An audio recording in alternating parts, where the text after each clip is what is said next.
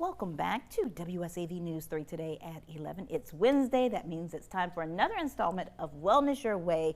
Local pediatrician Dr. Yolanda Rivera-Caudill, also known as Dr. Beet, and strategic wellness consultant and lifestyle medicine coach Chelsea Dye, among other things. They're co-founders of Purpose and Plans, and they join us now to talk about today's topic, and that is the movement prescription. Yes.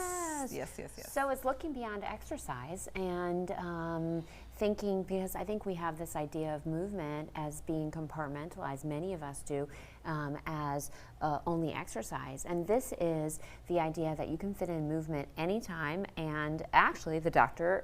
Beet is prescribing it. Yes. So here are some ways that, first of all, let's talk about why movement is important. Yes. So from a physical standpoint, a longevity standpoint, obviously the more mobile we are and the stronger we are, the better we age.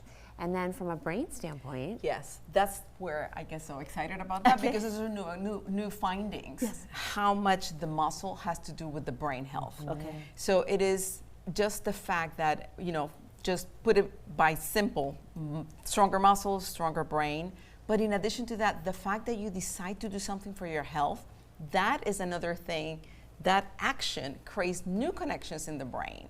So both things are strengthening your brain. The fact that you want to do something healthy for you, and the fact that your stronger muscles will be stronger brain. How does a sedentary lifestyle, because we've developed that through the years as a Absolutely. culture of, sitting in front of the TV, sitting in front of the computer, sitting in general. Children don't go back outside to play anymore much. So how does that factor into what we're talking about today? Well, the fact that we can all do this. If you can move an arm, if you can move a leg, you can do these things. And we like to structure things so that they're baby steps. So with this movement prescription, the idea is that it doesn't have to be a complete overhaul. It's how can you take maybe the traditional American life that's really sedentary and add consciously, because that's the first thing with reshaping patterns and neural pathways, is being conscientious about it. How can you reshape your day to add these little tidbits of movement? And so, and there's also some component of testing yourself, making it playful. Here it comes. I know. So one thing that is a good determination of how well you will age is your balance. But it's not a final thing. So when you work on it, it improves. So even just 10 seconds of challenging your balance can determine how well you can age. So we all need to work on it. So I think you're right prepping now, me for this, right? Okay, let's see. And we're in high heels, so just 10 we all are. seconds. So one, not even balancing on 2 feet, no, just balancing on 1 foot. So we can both bring, we can all bring one foot up. We can even take our hands up overhead. 10, 9, 8, 7, 6, Wait 5, a minute. 4, 3, 2, 1. Okay. See, now I have it. I just had to find that place. Yes. See, I have And then it. you have this to. is more than 10 seconds. Yes. See? Okay, Yes. good. I did it. I'm still here. Okay. And then at the beginning, even if you have to hold on to something until your muscles and everything gets used to that still counts. Yes. Well, and so that was fun, right? Yes, it was fun. Exactly. Embarrassing in the beginning, but fun. We're in it together, and so imagine if you started that at the age of 30, where you're being conscientious of your balance. You would only continue to improve, but you can start at any point. So balance is a really great place to start, and then exercise. One way that I think that we have only put exercise in terms, or movement in terms of like what it does for our body. Obviously, Dr. Yolanda just expressed what it does for our brain, but it also is amazing for focus. So being neurodivergent, which means I have ADHD, I know how important it is that even little bouts of movement before I have to focus, like for instance before we came on the show, I schedule my life so that I make sure that I get a brisk 10-minute walk before anything where I actually have to engage my brain. And for example, for kids, it's good for everyone. It helps the attention, executive function, making decisions, and memory and information processing. So, for studying you're learning for test or something like that is still very important. Because some people think that you have to do big things in order to get results. No, you have to be consistent. That's more important than what you or doing? So going back to the small steps, the idea that you look at your calendar and that you know that you have these important things on it, whether you're a student and taking a test or an adult and walking into a meeting, give yourself a little bit of extra time beforehand, 10 minutes to do something active. Even if it's jumping jacks for, even if you don't have a full 10 minutes, 3 minutes. Yeah. Movement snacks are another thing. That you can fit them in, so that's more in the idea. That's a bite-sized Yes. And moments. then the main thing is that you have that in mind, that you want to do that.